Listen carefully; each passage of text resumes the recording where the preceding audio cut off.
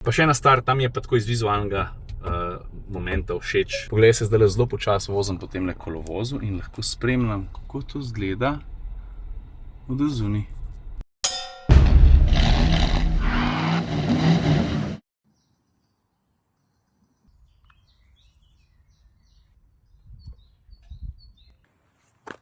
Zanimivo, ne? Saj vem, to je eden tistih avtomobilov, ki je v svoji goli osnovi v resnici samo en navaden SUV, ampak folk ga pa gleda, kot da je preletel direkt z vesolja. Ne zato, ker bi bil tako vesoljske oblike ali pa ekstremen na kakšen drug način, ampak preprosto nenavaden. To pa tudi zato, ker v tem trenutku gledaš avtomobil znamke Lynk & Co, ime modela je pa 01. V resnici je tale 01 na trgu že od leta 2017 in Kitajci so ga, ja, to je Kitajc, bom vse razložil, so ga v resnici vmes že dvakrat orang posodobili, zdaj pa na začetek, da boste vedeli, kaj v resnici sploh gledate. A veš, tale znamka Lynk & Co, daj ti pokažem logotip, no oni so, na nek način kitajska znamka, lastnik Lynk & Co pa Volvo je koncern Geely. Ne, še zdaj ne vem, aj Geely, aj Geely. V glavnem, zakaj sploh omenjam Volva? Zato, ker, a veš, ko je enkrat Volvo prišel v kitajske roke, so ga malo pogledali, pa so rekli, ok,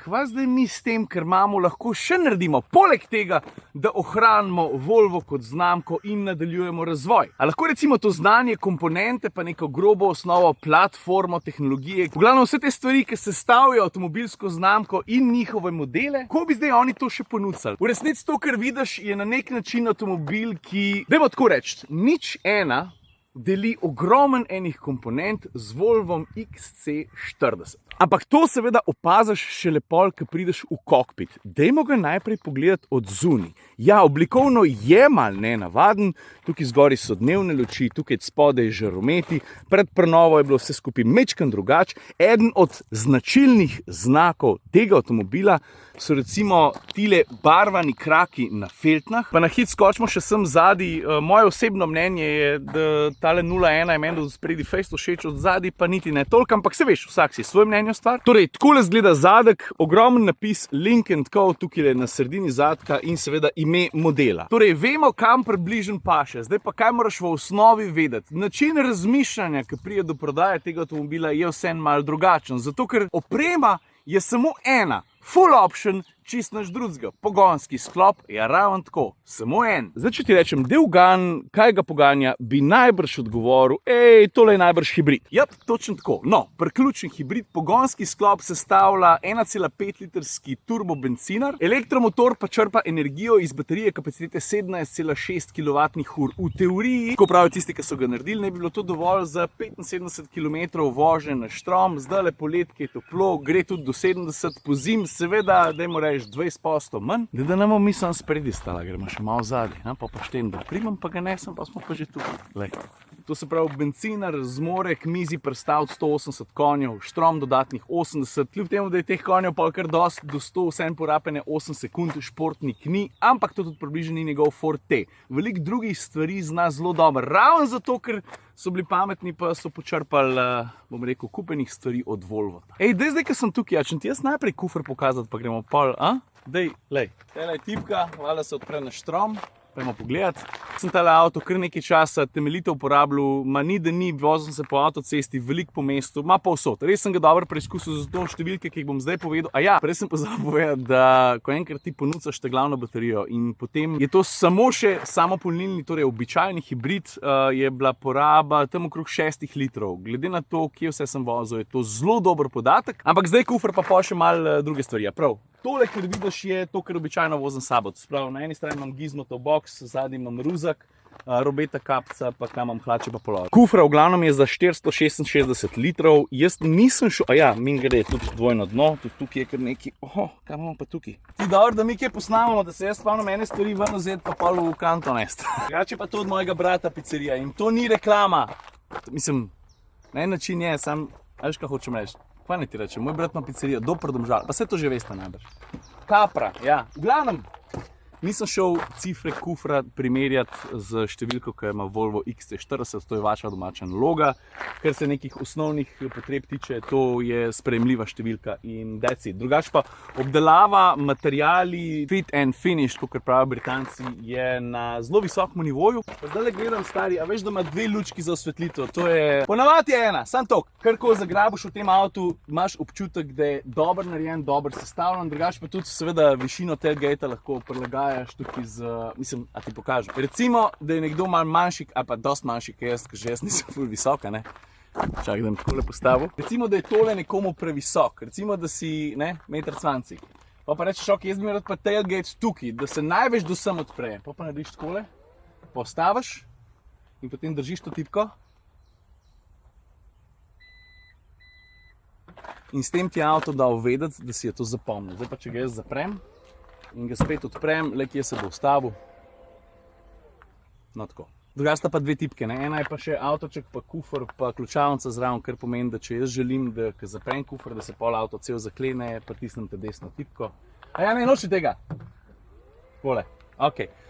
Zdaj pa končno kokpit. Zdaj, ko sem kufr odpiral, pa zapiral, so se lučke tudi prožgale, ne? Veš, tudi pri detajlih moram priznati, da so kar močni. Sem pač celotna oblika tega zadka mi nekako ne sede. Ok, pejmo noter. Torej, kar gledaš, je kokpit modela 01. In tako, kot ponavadi, bi bilo bolje, da grem jaz nazaj, zato ker ti bomo tudi lahko lepše pokazal. Upam, da vam je to všeč. Sem malo se s par stvari maknil. In grede, ne, če sem se že usedel zadaj, prostora, predvsem za noge, Madonna. Res velik, plus panoramska streha, kljub temu za glavo še veliko prostora, to so pomembne stvari. Pa še malo te bom zadržal v drugi vrsti, USB-C, klasičen USB, sicer pa pozornost do detajlov je izredna, tukaj so izkoristili, pa se še malo pobrendali, drugače pa, lej, pestro, ni črnine, imamo predal, materiali so precej dobri, kljuke so nam že poznane, to so ti Volvo hinti, zdaj, ko pogledamo naprej, jih bo pa še več. Evo, poglej, takole zgleda intermezzo. Meni se zdi, da čisto vsako armaturno pri vsakem avtu jaz začnem predstavljati na enak način. Upam, da vas to ne moti, ampak drugače, mogoče ne znam, ampak po drugi strani pa, a veš, lej, tukaj je, poglejo, pa si boste, mislim, kar gledaš je armaturna plošča in delovno okolje, predvsem v tem trenutku, voznika v modelu 01. Kaj opazimo najprej? Tisti hinti na Volvo, pogled recimo stikala tukaj na vratih, ne, poznamo. Drugače pa, a veš, kaj se meni zdi, da avtomobilom, ki so mogoče večkrat starejši, ne pozab 2017 je tam najprej prišel, pa so ga pol še sproti rihtali, da jim paše, da imajo že kakšen let pod pasom, zato ker delujejo bolj običajno, več je stikal, več je... Bolj prijetne so kabine na en način, ker so pikico old school. V bistvu ta avto z vsem, kar ponuja, zelo dober miksa, sodoben pristop z neko klasiko, z gumbi, mislim. Zdaj gumbi se bojo počasi vrnili, ne? Mark my words. No, ampak če se lotimo konkretno, volan je praktično skoraj po vsem okrogu, ajde spodaj malo poravnan, ampak zelo debel, mogoče celo predebel, lepo sede v roko, tudi všeč mi je, da tukaj nimamo piano plastike, ampak tako mat plastiko. Pa potem digitalna instrumentna plošča. Pa pojmo zdaj na sredinski greben, ta je precej zajeten, ampak to mi je všeč, tukaj imamo cup holder, ki ga lahko pokriješ, stikalo poslano od Boga, pržgat pa ugasniti radio in štimati volume, sicer pa prestavna ročka PRND, Drive Mode, to so ti vozni programi, ki jih seveda lahko prilagajamo pa nastavljamo. Tole stikalo za vse 4 žmigavce je na malo nenavadnem mestu, mene malo zmot, ampak sem se hitro navadil, bi ga mogoče rajš imel tukaj lekje, ker gledati sem dol, takrat, ko se ti dogaja panika na cesti, ni ok.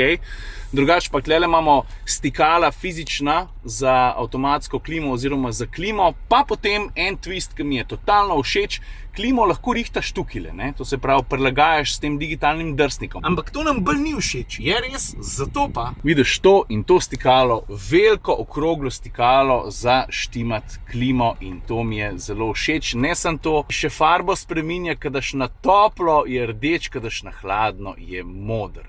In seveda na tej strani tudi, pa če pritisneš tipko noter, spreminjaš namembnost ali piharija ali pa temperatura. Pa moram priznati, da se tokrat vmesniku nisem pretirano posvečal, mi je pa to, kar ponuja podano na fresh način, preprost, ene stvari so tudi hipno dosegljive, tele bližnjice, recimo lane keeping ad, pa še kaj tazga, ki te mogoče čez dan sem pa tja kaj zmot.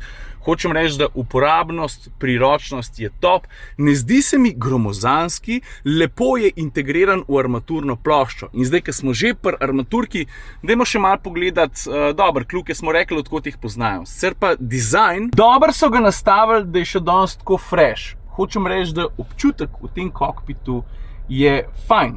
Dober dan, gospa. Porabljeni materiali so dobri, sem pa kaj pikico za škripa, ampak ni pregrozen. Imamo tudi kakšno premiumsko znamko, ki... V glavnem pejmo naprej. Tudi tle za odpreti tale glovebox, samo nežen pritisk na tole stikalo, pa tale glovebox je razmeroma velik. Evo, poglej si ga, zapremo. Veš, kaj sem se zdaj spomnil, ko sem se spet dotaknil dizajna, pa tako. Prej sem pozabil povedati, ko sem opisoval avto na splošno, da je bil zdizajniran celoten koncept zastavljen, oblikovan in zamišljen ta avto, ne glede na to, da gre za kitajsko znamko v Evropi, če se ne motim, so zares tesno, saj kako pa drugače, ker izvirata iz enake osnove, sodelovali z Volvom, torej z Evropejci, s Švedi in to se mi zdi avtomobilu pozna. In če potegnem črto, jaz tukaj noter ne najdem neke hude pomanjkljivosti, pa sem se trudil biti kritičen, ker vsaka znamka, ki na novo nastopi na trg, jo je treba fejst pregledati. Je res? No, mislim nova, veš, ki ti vlečeš od nekoga znanje pa izkušnje, tudi ko prije do podvozja, zdaj smo pa tam, pa gremo ven. No, takrat ti fejst prav pride, da od nekoga lahko potegneš osnovne nastavitve vzmetenja, blaženja in tako naprej. In jaz sem za Volvo XC40 nam šel niti preverjati nazaj v tem vlogu rekel, da se malkater avto tudi na taki podlagi pele tako udobno, pa tako dobro. In tale 01 je povzel veliko lastnosti od XC40 in to mu lahko štejem samo v plus. Zelo dobro blaži, predvsem tudi zelo tiho blaži. Me pa kakšna stvar mogoče tudi malo zmotila, recimo, ker je hibrid. Aha, zdaj so lučke rdeče, pa jih lahko boljš vidiš. Aha, te malo tripajo, ne? Meni ne, ampak to je, veš, fotoaparat kriv. Hočem reči, da prihaja do preklopa med elektriko in med bencinarjem oziroma do sodelovanja, ko se vedno znova tudi zažene bencinar. Takrat sem pa ne enkrat zaznal, dajmo reči, kar odkrito rečeno, moteče vibracije. Čutiš, kako motor zalaufa in to me je zmotil. Tudi zato, ker sem pač preprosto navajen na boljš. Marsikatera znamka, ki ima hibride poštimane, ta ponovni zagon motorja drugače reši. Nisem šel gledati, kako je tehnično to speljano, ampak hočem reči, da to mi ni bilo všeč. Sicer pa ravno tako kot porabo hvalim odzivnost pogonskega sklopa. Tudi Saša, ki ga je peljal in krog, takoj, ko se je noter usedel, rekel, kako se lepo zgane. Ne, da ful hitro pospešuje, ampak kako se odziva na vse skupaj. Pa še ena reč, nima štirikolesnega pogona, to se pravi elektromotor in bencinar ves navor speljeta na sprednjo os. In zdaj se mi zdi, da sem neke osnovne stvari povedal, še en trik ti bom pokazal, če boš mogoče šel na testno vožnjo, pa se ne boš znajdel. Sicer pa sceno se začne je treba upoštevati, da gre za priključenega hibrida, pa da je opremljen na full in tega ni malo. V varnostnem smislu, kakšen sistem mogoče malo rudimentarno posega v delovanje oziroma v vožnjo, recimo ta lane keeping assist pa tako naprej. Drugače pa, če potegnem črto pod vozno dinamiko, pod učinkovitost, pod varčnost, moram reči, da me je presenetil. Nisem vedel, kaj pričakovati, zdaj pa vem. Pa še en trik, bencin tankaš zadaj desno, štrom pa tankaš nekje druge in sicer spredaj levo. To je tukaj, zdaj pa. Opravka imamo z dvem loputam, ampak stikalo je pa samo eno. Zdaj, kako jaz vem, kaj bom odprl, če pritisnem na ta gumb? Ker če pritisnem samo enkrat, imaš občutek, da se nič ne zgodi. Nič se ni zgodil. Grem tle pogledat na tole. Nič ni, kaj je zdaj to? Pa grem pogledat, tukaj se ni tudi nič zgodilo. Ampak v resnici se je, zato ker če pritisneš enkrat, to pomeni, da si odklenil za bencina tankati, ampak moraš vsem pritisniti, pa se bo odprl. Ja, kaj pa štrom? Za štrom moraš pa ti tole tipko držati. Evo, zdaj bom pritisnil, pa bom posnel. Evo ti ga na. Avto mora biti ugasnjen, če ne se ne bo nič zgodilo. No, tukaj noter pade pa štrom, vidiš, 3 magnetki držijo ta vratca. Zapiram. Kar sem zdaj povedal, je vse, kar moraš v osnovi vedeti o najnovejši znamki, ki je prisotna v Sloveniji. Ceno sem ti povedal, vozno, to in tret. Ma sem, vse smo pokrili, če ne pa tako, ko smeri v glase. Samo stanemo kulturni, če ne se skepnač. A prav. Ajde, čau. A ja, še eno stvar sem ti hotel pokazati. A veš, če tebi zmanjka štroma, pa bi rad nekam šel, pa bi rad imel vso tisto elektrozmogljivost priključenega hibrida, ampak si se že pokuril, pa se nekam voziš, mogoče celo v kraj nekje v tujini, kjer bi moral se voziti izključno na štrom. Imaš vse skupaj zelo, bom rekel, dostopno. Enkrat desno, pa štele stisneš na car status, power flow, pa mu pa poveš ali save battery for later ali pa motor charge battery for later. In pa med vožnjo on to zrihta. Pa še ena stvar, tam je pa tako iz vizualnega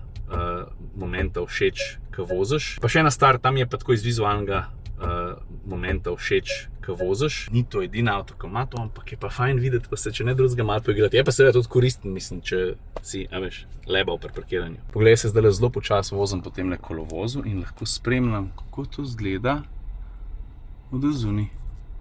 Pogledam še na drugo stran. Opa, stari, kam pa ti letiš? No, na ta način ti lahko nadziraš okolico svojega avtomobila, pa tudi, če dam levo žmigovca, se kaj zgodi? Ja, seveda. Evo, tako, zdaj pa veš. Imamo pa tudi bird's eye view, to se pravi od zgoraj pogleda, ne? Pa lahko tudi prilagajaš kote kamera, pa utišaš stvari, pa tako naprej. Folk, zdaj pa to res to. Ajde, čau.